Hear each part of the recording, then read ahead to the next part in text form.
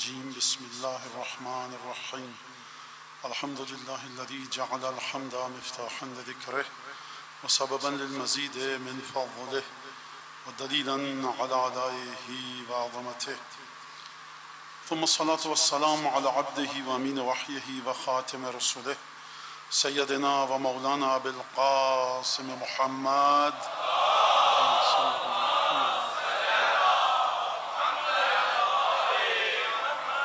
وعلى أهل بيته الطيبين الطاهرين الذين أذهب الله عنهم الرجس وطهرهم تطهيرا.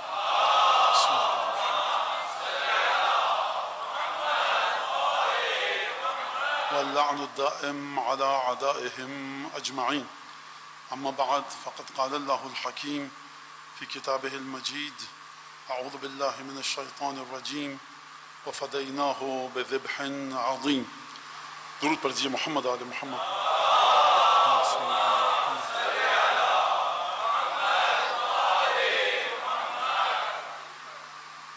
عنوان سید الشہداء، اور جیسا کہ میں نے کل آپ کے سامنے عرض کیا کہ سید الشہداء کی حقیقتوں کی جانب سید الشہداء ایک فرد ہیں لیکن مختلف حقیقتیں رکھتے ہیں.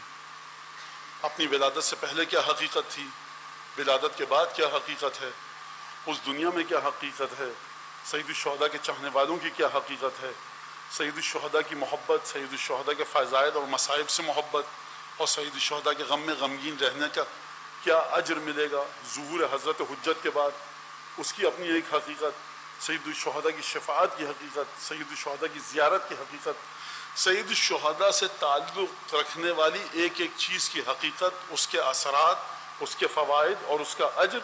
یہ اپنے مقام پر ایک بہت ہی زیادہ عجیب قسم کا طویل اور عریض موضوع ہے. اشارہ کر کے آگے بڑھ جاؤں، آپ سب ملتفت ہو جائیں گے کہ پانی پینا آپ کی نفسانی خواہش ہے. پیاس میں تڑپے، پانی کا گلاس، کاسا، کوزہ اٹھایا، پانی پی لیا. کتنی پیاس لگی تھی؟ 4 گلاس کے برابر، 5 گلاس، 10 گلاس. آپ کی نفسانی خواہش ہے. صبح کی نماز پڑھنا بہت سو کی نفسانی خواہش نہیں ہے، نفس کو کچل کے صبح کی نماز کے لیے اٹھنا پڑتا ہے. روزہ رکھنا آپ کی نفسانی خواہش نہیں ہے، نفس کو کچل کے روزہ رکھنا پڑتا ہے. آفس کے کام سے نکلنے میں گرمی میں، سردی میں، چلچلاتی دھوپ میں نفس کو کچل کر، اپنے نفس کے ارادے کو کچل کر روزے کو آپ پورا کرتے ہیں. لیکن جب پیاس لگے پانی پینا آپ کی نفسانی خواہش ہے. یہ جو آپ کی نفسانی خواہش ہے، میری نفسانی خواہش ہے عالم تشنگی میں آتش میں پانی پینا، یہی نفسانی خواہش جب سید الشہداء سے منسلک ہو جائے، چھٹے امام فرماتے ہیں خدا 4 لاکھ انعام عطا فرماتا ہے. مانا اتنی سی بات پر عقل میں نہیں آتی بات، ایک گھونٹ پر. یہ ذرا سا آپ 21ویں صدی میں مولانا عقل کے مطابق بات کیجئے. آپ کی عقل اس وقت کرنے کیا چلی گئی تھی جب خدا نے مٹی کے پتلے کو بنایا تھا، کوئی عمل نہ تھا اس مٹی کے پتلے کا. فرشتے جو کئی ہزار برس سے عبادت کر رہے تھے، اور قرآن نے اعلان کیا وَنَحْنُ نُسَبِّحُ بِحَمْدِكَ وَنُقَدِّسُ لَكَ، تیری حمد کے ساتھ تیری تسبیح بھی کرتے ہیں، تیری تقدیس بھی کرتے ہیں. اس کے باوجود خدا نے کہا دیکھو ابھی اپنی روح پھونکوں گا. جیسے ہی روح پھونکوں، عبادتوں کا آدم کی ذکر نہیں کیا، خدا نے اپنی عنایت کا ذکر کیا. وَعَلَّمَ آدَمَ الْأَسْمَاءَ كُلَّهَا، ہم نے ایسے اسماء کا علم سکھایا. وَنَفَخْتُ فِيهِ مِنْ رُوحِي، اپنی روح کو پھونکا. وَسَوَّيْتُهُ، آدم کو متناسب خلقت کے ساتھ خلق کیا. اب یہ آدم مٹی کا پتلا نہیں ہے، انوار الہی کی تجلی کا نمونہ ہے. اگر انوار الہی کی تجلی کا نمونہ ہے تو آپ سب، ہم اور آپ کیا، کئی ہزار برس، لاکھوں برس سے جو فرشتے عبادت کر رہے تھے وہ فوراً گر جائے. خدا نے کہا فَإِذَا سَوَّيْتُهُ وَنَفَخْتُ فِيهِ مِنْ رُوحِي فَقَعُوا لَهُ سَاجِدِينَ، فوراً سجدے میں گر جانا، ذرا سی لیت و لال سے کام مت کرنا. تو اس وقت آپ کی عقل کہاں چلی گئی تھی؟ تو پہلے طے کیجئے کہ قرآن عنایت الہی کو عبادت الہی پر فوقیت دیتا ہے کہ نہیں دیتا؟ مشیت پروردگار ہے. لا یسل عما یفعل، خدا سے کوئی پوچھ نہیں سکتا تو نے یہ کام کیوں کیا. قرآن کی آیت ہے حضور، جب خدا سے کوئی پوچھ نہیں سکتا، اب حجر اسود چومنے جاتے ہیں، سب بڑے شوق سے چومتے ہیں. وہاں پر کوئی کتنے نیک عمل کی حجر اسود نے. بچے بھی بیٹھے ہیں، ان کے لیے مثال دوں، مجھے اب نہیں پتا کیا نام ہے اس کا، لیکن کراچی کی عوامانہ اور عامیانہ زبان میں یہ جو باڑ لگتی تھی گھروں کے آگے، باڑ، اب یہ تکلیف ہے مجھے لیکن میں کیا کہوں، ہیجز جس سے ہمارے بچے کہتے ہیں، مجھے تو اتنی نہیں آتی، اتنا زیادہ پڑھا لکھا آدمی لیکن آپ ہی سے سیکھا ہے. ہیجز جو لگتی تھی اس میں ایک باڑ ہوتی تھی مہندی کی، مختلف پودوں کی. بعض باڑیں ایسی ہوتی تھی کہ آپ اگر پکڑ دیں اس کو اپنے ہاتھ سے، اس کے پودے کو، اور اپنی زبان پر رکھیں، نہایت کڑوا تلخ ہنزل، انتہائی کڑوی. آپ بیر فالسے کو اٹھائیے، تو شیرین آم کو کھائیے اسی کراچی کی زمین پر میٹھا. تو آم نے کتنی دفعہ نماز شب پڑھی تھی، خدا نے میٹھا کر دیا.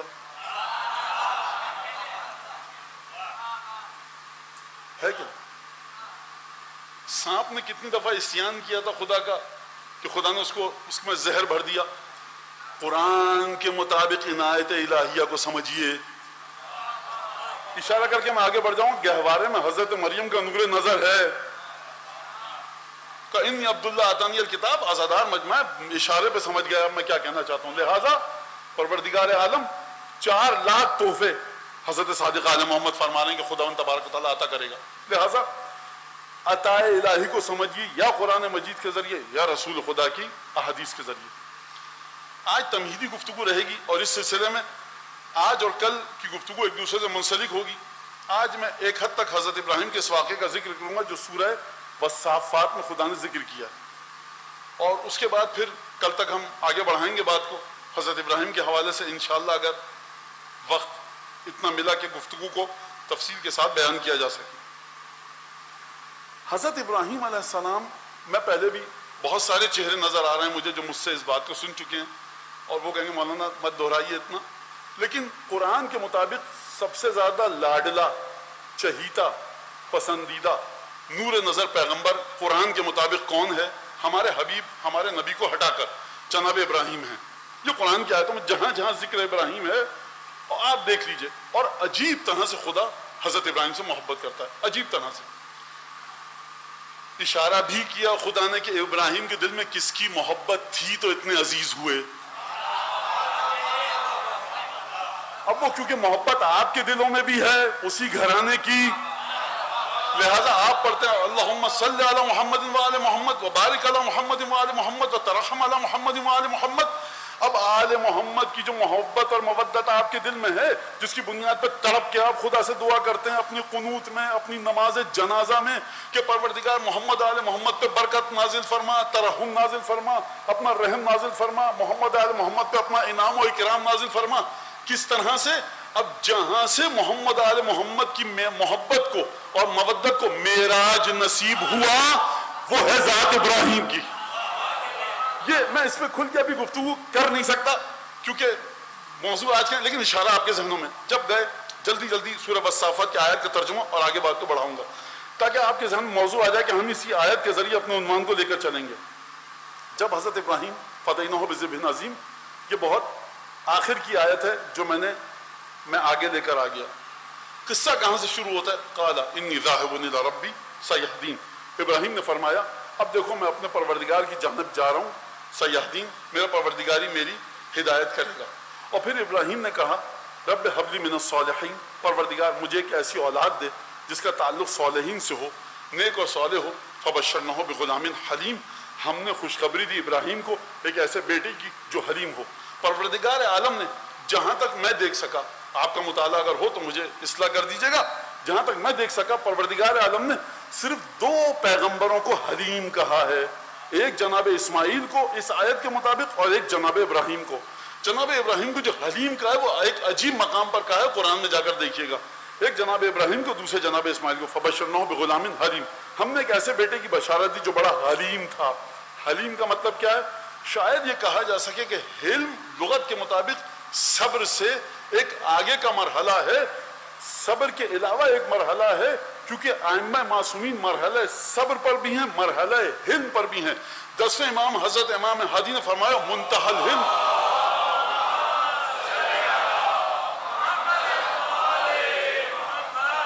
10ویں امام زیادہ جامع کبیرہ منتہا الحلم و اصول الکرم وقادۃ الامم واولیاء النعم وعناصر الابرار.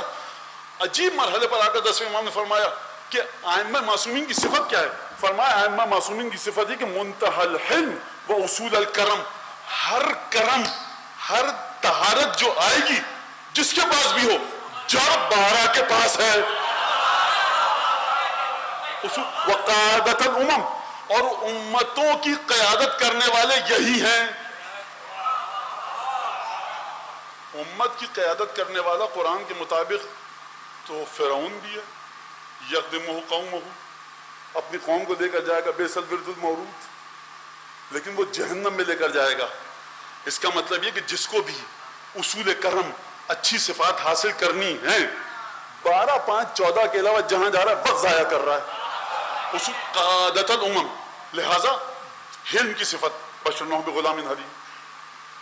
فلما بلغ معه السعی، جب یہ بچہ جو غلام حلیم ابراہیم کو عطا ہوا تھا یہ چلنے پھرنے دوڑنے بھاگنے کے لائق ہوا، تو ایک دفعہ باپ نے بیٹے کو بلا کر کہا کہ بیٹا دیکھو بات سنو، انی اری فی المنام انی اذبحک فانظر ماذا تری. بیٹا دیکھو خواب میں یہ دیکھ رہا ہوں کہ میں تمہیں ذبح کر رہا ہوں، تمہارا کیا خیال ہے اس بارے میں؟ رک جائیے یہیں پر، لگا دیجئے نعوذ باللہ ابراہیم پر بھی تہمت کہ علم نہیں تھا. اس کا مطلب ہے کہ نبی کے گھرانے کی عادت ہے ابراہیم جیسا پیغمبر بھی ہو اگر اپنی اولاد میں آج نبوت آشنا صفات کو پاتا ہے تو وحی کے بعد بھی مشورے کرتا ہے. فرق صرف اتنا ہے کہ نبوت آشنا مزاج ہو. بیٹا کیا دیکھتے ہو تم؟ فانظر ماذا تری، نظر کا مطلب بھی یہ دیکھنا، ترا کا مطلب بھی یہ دیکھنا، لیکن خدا نے دونوں لفظ استعمال. فانظر، بیٹا دیکھو کہ تم کیا دیکھتے ہو. اس کا معنی کیا ہے؟ بیٹا ذرا غور سے بتاؤ تمہاری رائے کیا ہے.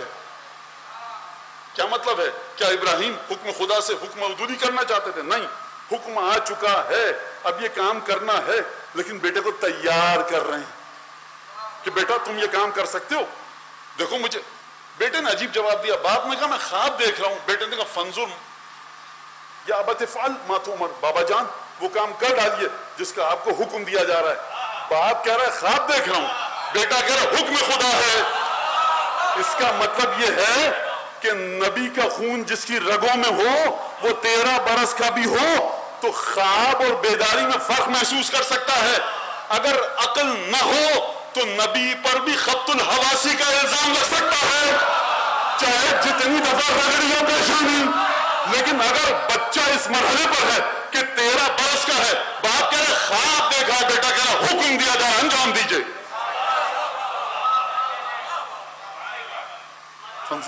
یا بتفعل ما تؤمر.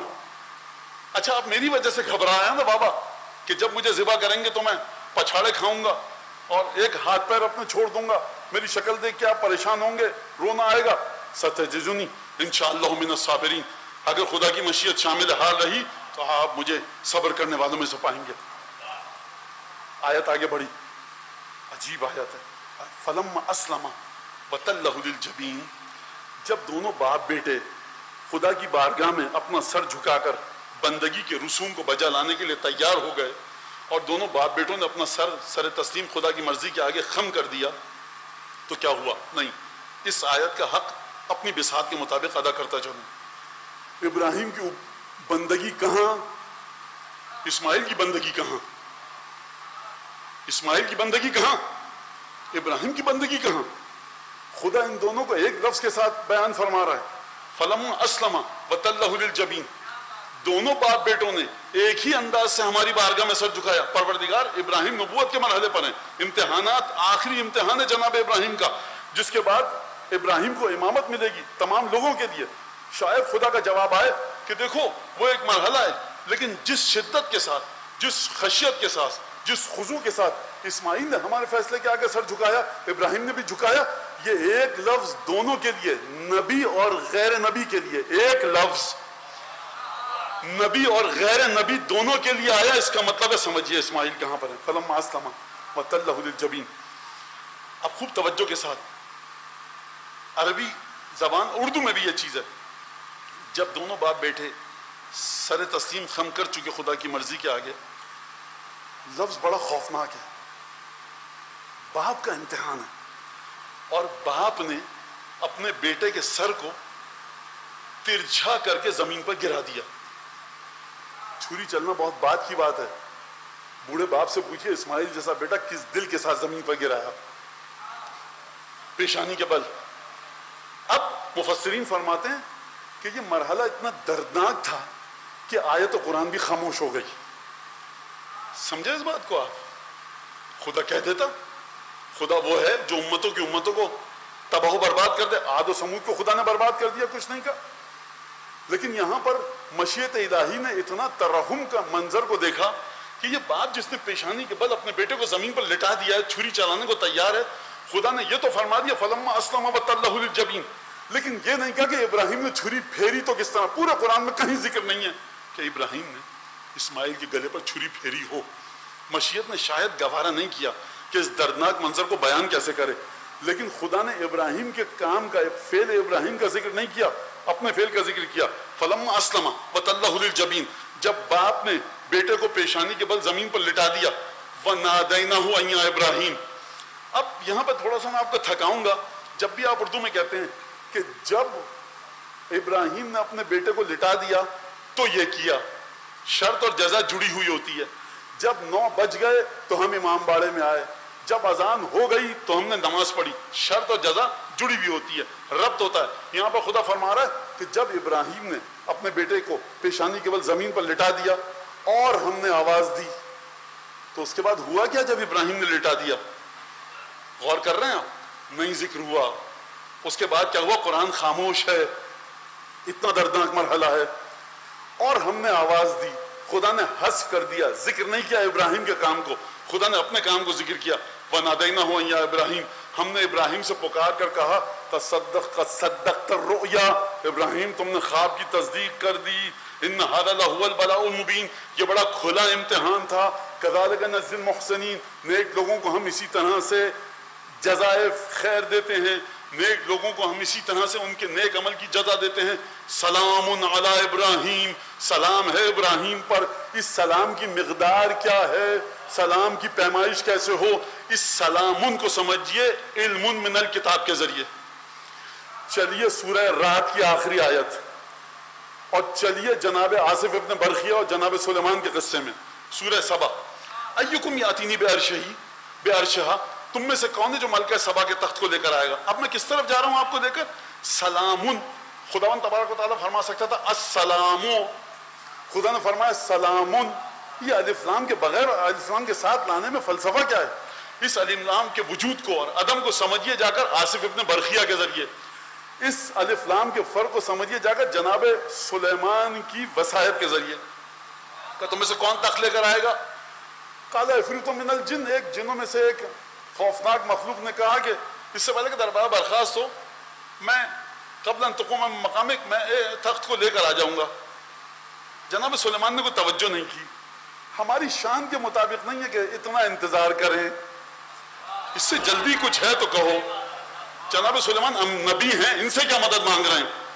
یہ تو آپ شرک کر رہے ہیں، آپ خدا کے پیغمبر ہیں، تو اس کا مطلب یہ کہ نبی بھی مشکل حالات میں مدد مانگتا ہے۔ نکتہ صرف یہ ہے کہ نبی ہمیشہ اس سے مدد مانگتا ہے جس کے وجود کے ساتھ اس کا وجود جڑا ہو اور اس کی وصایت کی منزل پر ہو، اس کا وزیر ہو، اس کا جانشین ہو۔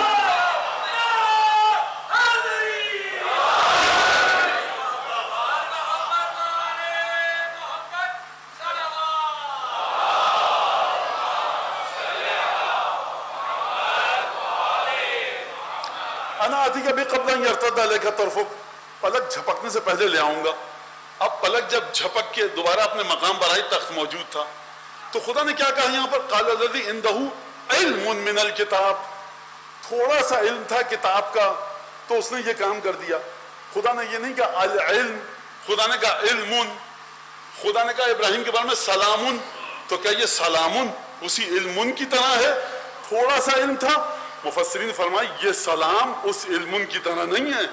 اس سلام کو دیکھو کس تناظر میں، کس پس منظر کے ساتھ، کہ ابراہیم کا آخری امتحان ہے، اس سلام کی طاقت اور قدرت اور توانائی اور بلندی اور معراج اور رفعت کو اگر تولنا اور ناپنا ہے تو جا کر دیکھو، اذ ابتلی ابراہیم ربہ بکلمات فاتمہن قال انی جاعلک للناس اماما، جب ابراہیم کو 10 امتحانات میں سے گزارا پروردگار نے، 10ویں امتحانات کے بعد فرمایا کہ انی جاعلک للناس اماما، یعنی یہ ہے تو سلام اسی علم کی طرح، لیکن لفظ کی مماثلت دیکھ کر دھوکہ نہ کھا جانا، کہاں وہ علم، کہاں یہ سلام، اس سلام کو دیکھو 10 امتحانات کے تناظر میں، اور جب یہ امتحانات کے تناظر کو دیکھ لیا تو پھر پروردگار عالم نے فرمایا سلام علی ابراہیم، سلام ہے ابراہیم پر، اور پھر اس کے بعد فرمایا پروردگار عالم نے کہ داستان تو نامکمل رہی، میں اپنے الفاظ بھی شامل کر رہا ہوں بچوں کو سمجھانے کے لیے، وَفَدَيْنَاهُ بِذِبْحٍ عَظِيمٍ، اور ہم نے فدیہ دے دیا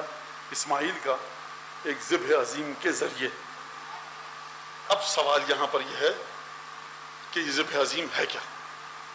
سوال یہاں پر مانا سب کو پتا ہے کون سی شخصیت ذبح عظیم ہے، ڈاکٹر اقبال صاحب تک فرما گئے کہ جو آپ کو اشعار شعر یاد ہیں ان کے، یہ ذبح عظیم ہے کیا، کیسے سمجھا جائے اس ذبح عظیم کو؟ یہاں پر خدا رحمت کرے، درجات بلند فرمائے، حضرت آیت اللہ العظمیٰ سید علی نقی النقوی علی اللہ مقامہ الشریف، خلاف ادب ہے، بے ادبی ہے، لیکن جن کو آپ نقن صاحب کے نام سے جانتے ہیں، عجیب جملہ کہا انہوں نے، میں ان کی کتاب پڑھ رہا تھا، عجیب جملہ کہا کہ اس آیت میں اس بکرے کا ذکر ہی نہیں ہے جو عرش سے آیا تھا۔ بعض مفسرین نے کہا کہ ذبح عظیم سے مراد وہ مینڈھا ہے کہ جو آسمان سے آیا تھا۔ بالکل عیون اخبار رضا کی روایت میرے پیش نظر ہے، میں اس روایت پر گفتگو نہیں کرنا چاہ رہا ابھی کہ مولانا عیون اخبار رضا کی روایت آپ کی بات سے ٹکراتی ہے، نہیں ٹکراتی، ابھی اس بات کو سن لیجیے، ٹکراؤ کو بعد میں دیکھتے رہیے گا۔ قبلہ فرماتے کہ اس آیت میں مینڈھے کا، اس جانور کا، اس دمبے کا جو بھی ہو ذکر ہی نہیں ہے۔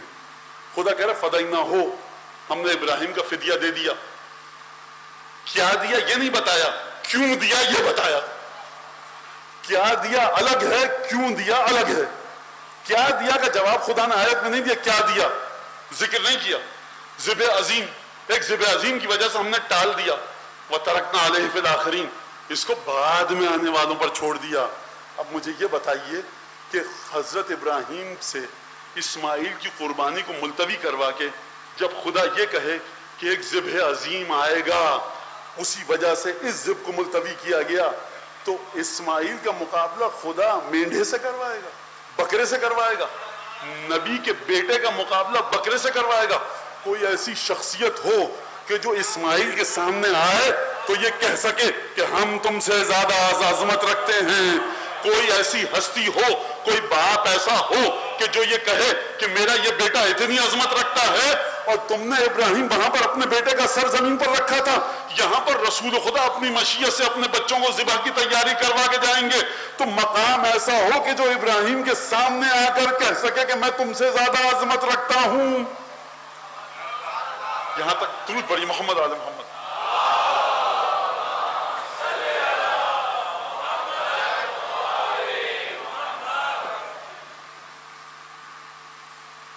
یہاں تک یہ بات ختم ہو گئی، اب مجھے اس سے آگے بات نہیں کرنی، اس بات کو کل ہم دوبارہ یہاں سے آغاز کریں گے۔ یہاں تک آپ نے بات کو سمجھ لیا، ترکنا علیہ فی الآخرین، یہ تو بات ہی ختم کر دی، ہم نے اس کام کو آخرین پر چھوڑ دیا جو بعد میں آئیں گے۔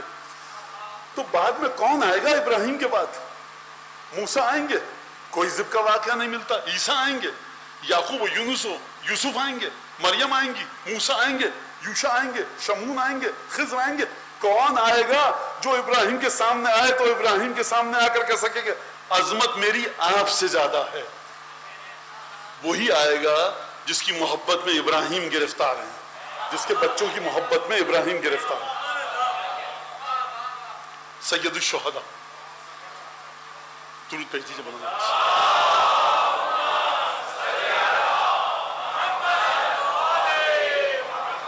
اب یہ ذبح عظیم بہت بات کی بات ہے، لیکن سب سے پہلے انبیاء کے مزاج کو دیکھیے۔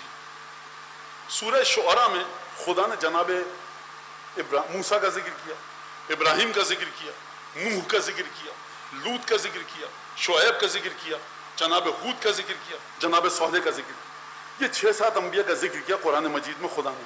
کہاں؟ سورہ شعراء میں.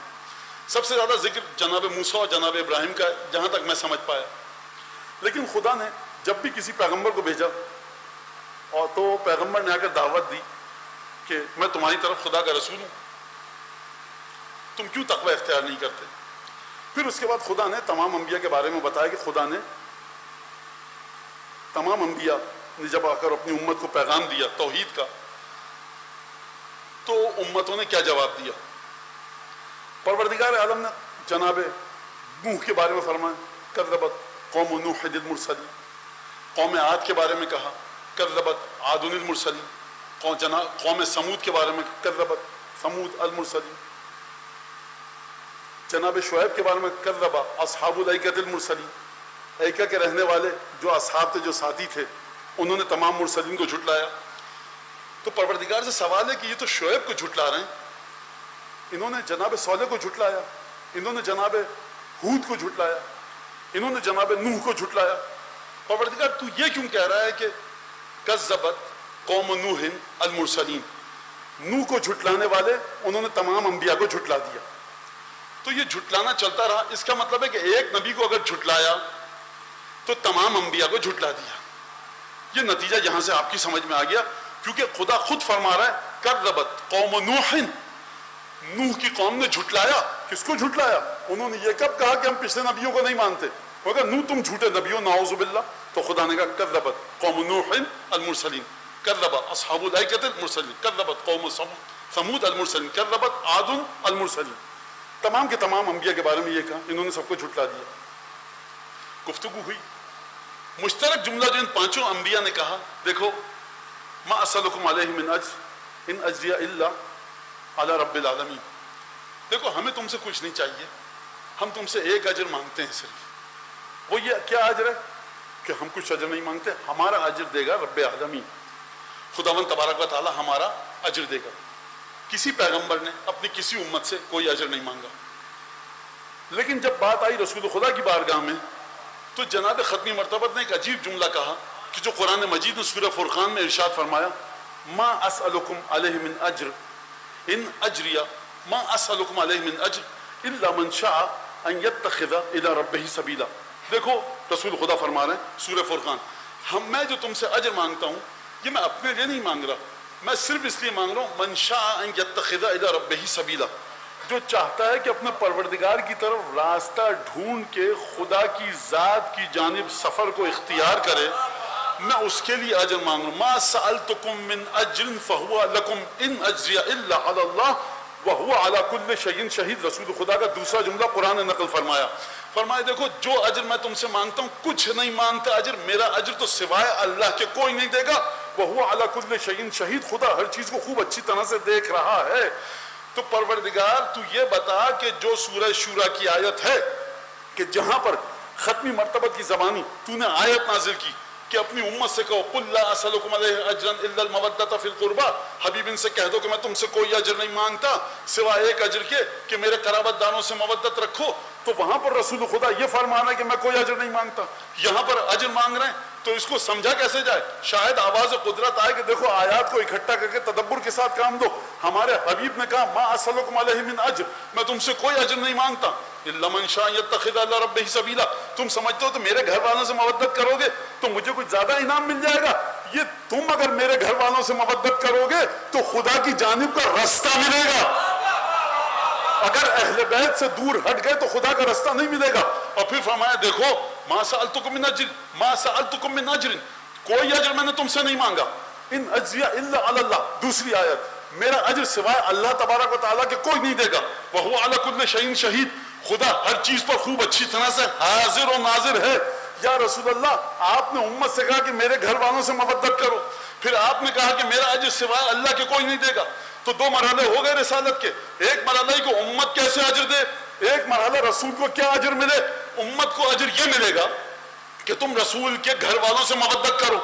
اور اگر اجر دینے میں کوتاہی کی تو یاد رکھیے گا جب بھی انبیاء کو جھٹلایا انبیاء نے کہا ہمارا اجر تو اس کے پاس ہے, اگر تم نے ہم کو جھٹلایا اجر کے سلسلے میں تو دیکھو تمہاری شان یہ رہے گی, تمہارے ساتھ ہوگا یہ کہ تم نے تمام کے تمام رسولوں کو جھٹلا دیا.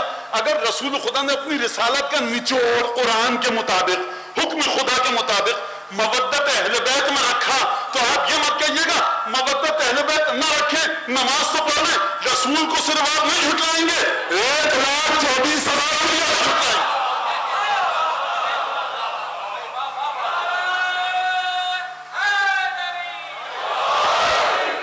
یہی وجہ تھی کہ چھٹے امام نے فرمایا کہ دیکھو جو ہمارے حق کی معرفت رکھ کر حج کو جائے گا، حق اس کا قبول ہے، جو ہمارے حق کی معرفت رکھ کر عبادت کرے گا، عبادت اس کی قبول ہے۔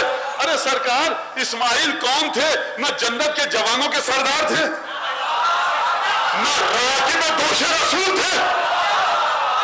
سبحان الذی اسریٰ بعبدہ لیلا من المسجد الحرام الی المسجد الاقصی الذی بارکنا حولہ لنریہ من آیاتنا۔ معراج والی آیت پڑھ رہا ہوں، سب کو ترجمہ پتا ہے۔ پروردگار عالم لے کے گیا معراج پر، وہ مقام کی جہاں جبریل بھی نہیں پہنچ سکتے۔ عالم قدس سے جو پہلا پیغام آتا ہے نا، تشخص و تعین پیدا کرتا ہے، کسی کو نہیں پتا خدا کے وجود میں کون سی آیت کروٹیں لے رہی ہے۔ پہلے مرحلے پر کس کو پتا چلتا ہے؟ جبرائیل کو۔ کہا یا رسول اللہ اب آپ آگے جائیے، اب یہاں جو آیت خدا کو دکھانا چاہتا ہے نا آپ کو، وہ میں وہاں تک نہیں جا سکتا۔ جملہ آپ سب کو پتا، رسول خدا وہاں پر پہنچے جہاں جبریل نہیں۔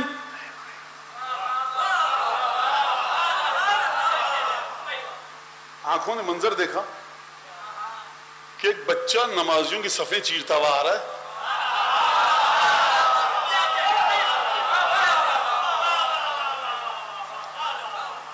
ایک بچہ نمازیوں کی صفیں چیرتا ہوا آ رہا ہے۔ مسجد میں جہاں جگہ ملے بیٹھ جاؤ۔ اب یہ بچہ با ادب تھا یا ادب ناشنا تھا؟ دیکھیے مورخ کو تو بیچارہ کچھ پتہ وتا ہے نہیں، جو جی میں لکھ دیا۔ مورخ اگر مزاج آشنا ہے قل لا اسألکم ہوتا تو یہ غضب نہ ڈھاتا۔ اب کیسے تصدیق ہو کہ یہ بچہ با ادب ہے؟ میں نعوذ باللہ بے ادب کہہ بھی نہیں سکتا، ادب ناشنا ہے۔ کون بتائے گا؟ وہ صاحب معراج جو اس بلندی پر ہے کہ جہاں جبریل نہیں پہنچ سکے۔ کسی بھی صحابی سے کہتے کہ میاں بات سنو، اس بچے کو اٹھا کے یہاں رکھ دو، ہم خطبہ دے رہے ہیں۔ صاحب معراج منبر سے زمین پر نازل ہوا، حسین کو آغوش میں اٹھا کر پہلو میں بٹھایا اور فرمایا ھذا حسین فاعرفوہ، یہ حسین ہے، اسے پہچانو۔ میں ایک جملہ کہوں رسول خدا کی بارگاہ میں، یا رسول اللہ سب پہچانتے ہیں، اگر نہ پہچانتے تو آگے تھوڑی آنے دیتے۔ کرتے کا دام پکڑ یہ صاحب چپ کے بیٹھے رہو، کہاں جا رہے ہو؟ رسول خدا خطبہ دے رہے ہیں۔ تمام صحابہ کو پتا ہے کہ سی بھی کی نا ایمان گیا۔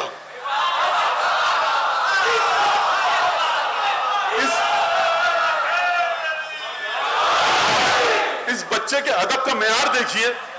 اب یہ بچہ کہے کہ میں بہت باادب ہوں، یا بچے کی مادر گرامی کہے کہ ہم نے اپنے بچوں کو سب ادب سکھایا؟ یہ بچے کا باپ کہے، دوسرا رشتہ دار، دنیا چپ رہے، رسالت نے بتا دیا یہ بچہ کتنا باادب ہے۔ ادب کو چھوڑو، اس بچے میں جاذبیت اتنی ہے کہ صاحب معراج راکب براق منبر چھوڑ کر زمین پر اترے اور اس کو اٹھا لیا اور کہ ھذا حسین فاعرفوہ۔ دیکھو تم نے جس حسین کو راستہ دیا تھا نا، یہاں تک آیا تھا، اس حسین کی معرفت تمہاری سطح پر ہے۔ سمجھو کہ راکب براق زمین پر اتر کر آیا، وہ جو انبیاء کو پیچھے چھوڑ دے، وہ جو فرشتوں کو پیچھے چھوڑ دے، وہ حسین کی خاطر میرا سے اتر کے آ گیا۔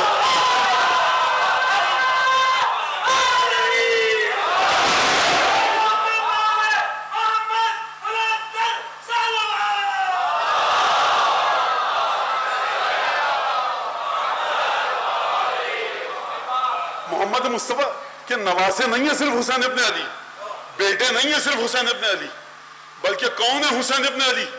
صراط الذین انعمت علیہم، یہ خدا کا وہ راستہ ہے۔ ابھی تو میں نے کہا آپ سے، حبیب خدا فرما رہے ہیں کہ دیکھو ما سألتکم من اجر فہو لکم، جو اجر ما سألتکم من اجر الا من شاء یتخذ الی ربہ سبیلا، ما اسألکم علیہ من اجر تم سے کوئی اجر نہیں مانگتا الا من شاء يتخذ الى ربه سبیلا، جو خدا کی طرف آنے کا راستہ ڈھونڈنا چاہے۔ تو حسین کو ایک انسان مت سمجھیے جو 61 ہجری میں دنیا سے چلے گئے شہید ہو کر، 4 ہجری میں دنیا میں آئے، آغوش سیدہ میں آئے، پدر کا نام جناب امیر المومنین، نانا رسول خدا، بڑا بھائی کا نام یہ، بہن کا نام یہ، خانوادہ یہ، بچے یہ، حسین نام ہے صراط خدا کا۔ اچھا اب مانا پنجتن کی اصطلاح تو نہ قرآن کی اصطلاح ہے نہ حدیث کی اصطلاح ہے، یہ پنجتن ایک آپ کی تصوراتی تخیلاتی ایک عدد ہے، آپ کے جوش تخیل نے بنا دیا۔ اس مسئلے کو بھی آج ہم بات کر کے پھر مذاہب کی طرف آئیں۔ نصارہ نجران آئے، گفتگو ہوئی، عیسیٰ اللہ کے بیٹے ہیں، پروردگار یہ کہہ رہے ہیں عیسیٰ اللہ کا بیٹا ہے، آیت ان مثل عیسی عند اللہ کمثل آدم خلقہ من تراب ثم قال له کن فیکون۔ عیسیٰ کی مثال ایسی ہے جیسے آدم کی۔ اگر عیسیٰ بن باپ کے تھے تم کہہ رہے ہو خدا کا بیٹا، تو آدم تو بن ماں باپ کے تھے، ان کو بھی کہو خدا کا بیٹا۔ بحث ہوئی، آیت آئی فمن حاجک فیہ من بعد ما جاءک من العلم۔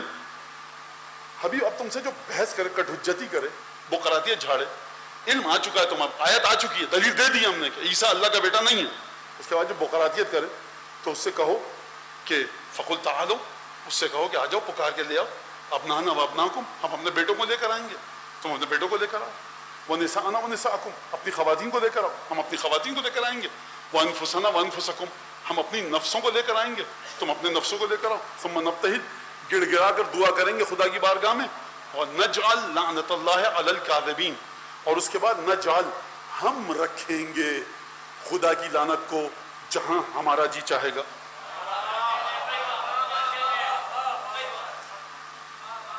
یعنی صرف رحمت الہی ڈھونڈنی ہے تو حسین تک مت آئیے، لعنت الہی سے بھی بچنا ہے تو حسین تک آئیے۔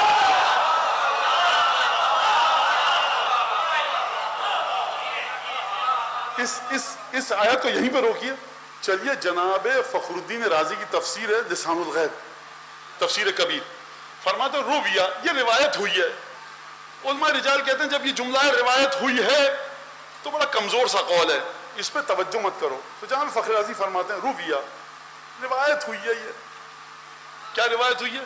کہ خرج رسول اللہ، جب یہ آیت نازل رسول خدا باہر تشریف لائے، والے مرطن اسود، کالی سیاہ ردا تھی رسول خدا کے کاندھوں پر، اور پھر آپ آئے، جب حسن آئے ادخلہ، کسا میں حسن کو داخل کیا، حسین آئے، حسین کو کسا میں داخل کیا۔ جب رسول خدا کسا میں داخل کر چکے ردا میں حسن اور حسین کو، اب جناب سیدہ اور جناب امیر کا ذکر چھوڑ دیجئے، میں اس طرف نہیں جانا چاہ رہا، ان دونوں شہزادوں میں داخل کیا اور فرمایا کہ عجیب جملہ، انما یرید اللہ لیذهب عنکم رجس اہل البیت ویطہرکم تطہیرا۔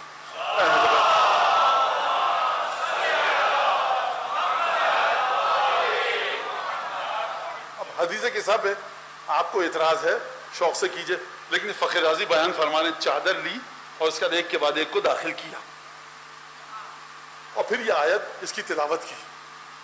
کیا مطلب تلاوت کی اس آیت کی؟ چادر نہ لیتے، چادر میں رکھ کر بتا دیا۔ کبھی کبھی آپ جب کوئی بڑی شخصیت آتی ہے کارڈن آف کیا جاتا ہے، آپ کہتے ہیں میری تلاشی لے دو، میرے پاس کوئی اسلحہ نہیں ہے، صدر مملکت وہاں کھڑے، تلاشی لے دو، مجھے جانے دو، دور سے چلا جاؤں، کہ وہ حکم ہی نہیں ہے۔ بھائی کیوں؟ بھائی آپ کی جگہ نہیں، کیوں نہیں ہے؟ اب مسئلہ ہم نہیں جانتے، آپ نہیں آ سکتے اس فینس، اس باڑ، اس ریلنگ، اس رسی سے آگے، کیوں نہیں آ سکتے؟ بھائی مسئلہ ہے ہم تو سپاہی ہیں، ہمیں کیا نہیں جا سکتے آگے؟ رسول خدا نے کارڈن آف کر دیا قیامت تک کے لیے، نہ کوئی چادر میں آئے نہ کوئی چادر سے جائے۔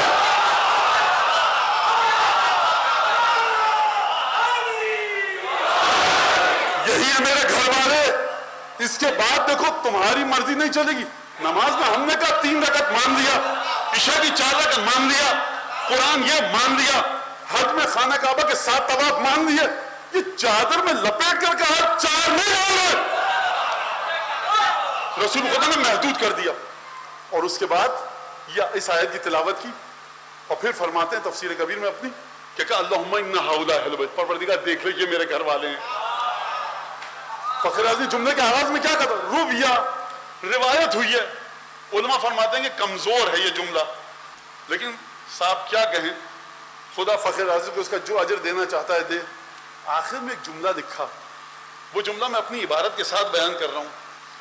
لکھا, فرماتے ہیں کہ لکھا تو ہے میں نے رویہ, لیکن وَهَذِهِ الرِّوَایَةُ كَالْمُتَّفِقْ عَلَيْهَا, ہے تو رویہ کے ساتھ, لیکن یہ سمجھ لو یہ روایت ایسی ہے کہ گویا اتفاق ہے علماء اسلام کا. تو لہذا ہم کس حسین ابن علی کی بات کر رہے ہیں؟ ہم اس حسین ابن علی کی بات کر رہے ہیں جس کا آمین رسول کی دعا کے ساتھ جڑ کر جائے گا. حقیقت حسین ابن علی. لہذا جناب اسماعیل نہ جنت کے جوانوں کے سردار ہیں, نہ مباہلے کے میدان میں ہیں, نہ آیہ تطہیر میں ہیں. اس کے باوجود بھی امت یہ کہہ رہی ہے, بلکہ امت کے بعض وہ جن کا قلت مطالعہ کی وجہ سے کہہ رہے ہیں کہ صاحب پنجتن کا تصور نامکمل ہے, غلط ہے. صاحب پنجتن کا تصور اگر غلط ہے تو سورہ آل عمران کی آیہ مباہلہ کو کیا کیجئے گا؟ قرآن نے کہا تھا تمام عورتوں کو اپنے گھر کی لے کر آؤ, تمام بچوں کو لے کر آؤ, تمام مردوں کو لے کر آؤ. پورے مدینے میں ایک سیدہ ہی دکھی, پوری جانوں میں اپنی ایک علی ہی دکھے, تمام بچوں میں سوائے حسن اور حسین کے کوئی نہ دکھا. یعنی پروردگار اس کی مثال سمجھنی ہے تو کیسے سمجھیے؟ خدا نے کہا موسیٰ اپنی قوم میں سے لوگوں کو لاؤ. موسیٰ نے خوب جانچ پڑتال کی. فاختار موسیٰ من قومہ 70 رجلا, 70 لوگوں کو لے کر آئے. کیوں 70 کو لائے؟ یہی اس قابل تھے کہ 70 کو لے کر آیا. اس کا مطلب یہ کہ پورے مدینے میں یہی اس قابل تھے کہ جو نساءنا کی منزل پر ہو, انفسنا کی منزل پر ہو, ابنانا کی منزل پر ہو.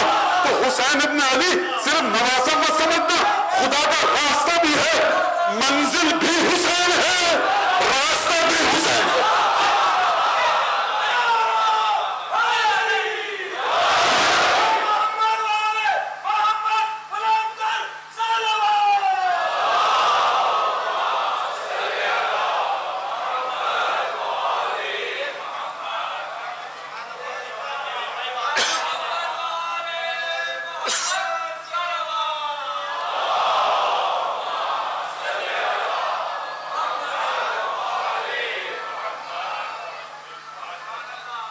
محرم کی شب لگ چکی ہے اور آپ کا آقا نزل بکربلا یوم الاربعاء, آپ کا آقا بدھ کے دن 2 محرم کو کربلا میں نزول اجلال فرما چکا ہے. مجھے واقعاً بڑا افسوس رہے گا اگر میں انیس کا بند نہ پڑھوں. جب کربلا میں داخلہ شاہدی ہوا, دشت بلا نمونہ خلد بری ہوا, سر جھک گیا فلک کا یہ اوج زمین ہوا, خورشید محو حسن حسین حسین ہوا. پایا فروغ نیر دین کے ظہور سے جنگل کو چاند لگ گئے چہرے کے نور سے. پھیلی جو نکھتے چمن شاہ بحر بر, صحرا میں لہ لہا گیا سبزہ بھی سر بسر. جلدی ہوا نے جا کے یہ دریا کو دی خبر, آیا تیری ترائی میں مختار بحر بر. اب ہوا کہہ رہی ہے جا کر فرات سے, اس سے پہلے کہ حسین تیری طرف بڑھے تو حسین کی طرف بڑھ جا. حسین وضو کرنے تیری طرف آ رہے ہیں, حسین کو زحمت نہ دیجیے کہ حسین تیرے پاس ہے. جیسے وہ بحر فیض, جیسے وہ بحر فیض برائے وضو پڑھے. عزیزوں وقت نہیں ہے میں اس شعر کا معنی کروں. انیس کے ماں باپ کو خدا اجر دے, انیس کو خدا کروٹ کروٹ جنت نصیب کرے. کیا مصرع کہہ کر گئے, وقت نہیں ہے تشریح کا. جیسے وہ بحر فیض برائے وضو بڑھے, جلدی قدم تو لے کے تیری آبرو بڑھے. ایک دفعہ جب پہنچے زمین کربلا پر بدھ کے دن, فوقف فرسہ, ذوالجناح نے آگے بڑھنے سے انکار کر دیا. میں آپ سے ایک جملہ پوچھوں. میں ابھی میں نے کہا ذوالجناح نے آگے بڑھنے سے انکار کر دیا, آپ کی صدائیں بلند ہونے لگی. مجھے یہ بتاؤ جب دکھیاری بہن تک یہ ہماری میں خبر پہنچے گی کہ ذوالجناح آگے نہیں بڑھا, اس کے دل پر کیا گزرے گی؟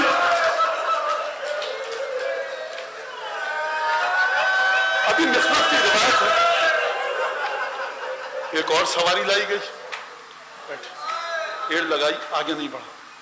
دوسرا فرس لایا گیا, حرکت دینا چاہتے ہیں, آگے نہیں بڑھا. روایت جو تاریخ میں 7 فرس اسب مولا حسین نے بدلے. جب 7 فرس بدلے, سید الشہداء کو مکمل علم ہے کہ زمین کون سی ہے. یہ میرے اور آپ کے لیے اقامہ حجت ہے کہ کل نادان مورخ نہ کہے کہ حسین کیوں کربلا گئے. حسین وعدہ الہی کو نبھانے کربلا گئے. جب 7 ذوالجناح نے سواریوں نے چلنے سے انکار کیا, کہ کسی کو بلا کر لوگ پوچھو اس زمین کا نام کیا ہے, کہ ابن اسے اسے غاوریہ کہتے ہیں. کیا کوئی اور نام بھی ہے؟ کہ ابن اسے اسے نینوا کہتے ہیں. کیا کوئی اور نام بھی ہے؟ کہا اسے شط فرات کہتے ہیں. کیا کوئی اور نام بھی ہے؟ کہ ابن اسے اسے کربلا بھی کہتے ہیں. جیسے ہی مولا نے یہ لفظ سنا, ایک دفعہ ذوالجناح سے زمین پر تشریف لائے, نزول اجلال فرمایا, کہا کرب و بلاء اللہم انا نعوذ بک من کرب و بلاء. پروردگار ہم کرب و بلا سے تیری پناہ میں آتے. زمین پر قدم رکھا اور خطبہ دیا مختصر. فرما واللہ ہا ہونا مناخ رکابنا, واللہ ہا ہونا حد کو حریمنا, واللہ ہا ہونا قتل اطفالنا, واللہ ہا ہونا سفک دمائنا, واللہ ہا ہونا ذبح اطفالنا. خدا کی قسم یہ وہی جگہ ہے کہ جہاں ہمارے بچے ذبح ہوں گے. کربلا کی سرزمین پر جو پہلے مصائب پڑھے گئے مولا حسین کے, وہ خود آپ کے امام نے پڑھے اپنی شہادت سے پہلے 2 محرم کو. خدا کی قسم یہ وہی جگہ ہے کہ جہاں پر ہمارے خیمے لگیں گے. خدا کی قسم یہ وہی جگہ ہے جہاں ہمارے جوان کٹ کٹ کے گریں گے. جانتے ہو اپنی مولا کی نگاہ کو, اپنی مولا کی نگاہ کو. ایک دفعہ علی اصغر کی شہادت کا منظر بھی دیکھا ہے. کہا یہ وہی جگہ ہے جہاں ہمارے کمسن بچے سے بات ہوں گے. یہ وہی جگہ ہے جہاں ہمارے خیموں میں آگ لگائی جائے گی. اور ایک دفعہ شاید زمین کی طرف دیکھا, واللہ ہذہ تربۃ التی وعدنیھا رسول اللہ. خدا کی قسم یہ وہی مٹی ہے جس کا رسول نے مجھ سے وعدہ کیا. ولا خلف لوعدہ, اور رسول کا وعدہ جھوٹا نہیں ہو سکتا. میں کہوں گا یا ابن رسول اللہ, یہ 2 محرم ہے. گھوڑے سے زمین پر قدم رنجہ فرمایا, خطبہ ارشاد فرمایا, بہن کے کانوں میں آواز گئی ہوگی, بھائیوں کو بلایا ہوگا, بھتیجوں کو بلایا, بیٹا عباس یہ تو بتاؤ, بیٹا علی اکبر یہ تو بتاؤ کہ بھیا آگے کیوں نہیں جا رہے. بچوں نے کیا جواب دیا ہوگا؟ پھوپھی اماں اب یہی ہمارے خیمے کریں گے. بی بی کے دل پر کیا گزری ہوگی جب اس خطبے کی آواز شہزادی کے دل میں گئی ہوگی. میں کہوں گا شہزادی صبر کیجئے, یہ 2 محرم ہے. حسین اپنی مرضی سے گھوڑے سے زمین پر آئے ہیں. علی اکبر نے رکاب تھامی ہوگی, عباس سے جو جواب تھاما ہوگا, 18 بنی ہاشم کے جواب زہرا گھوڑے سے زمین پر آئے. مولا کی سے جواب تھاما, یہ رسول اللہ کہاں خیمہ لگایا جائے. عاشور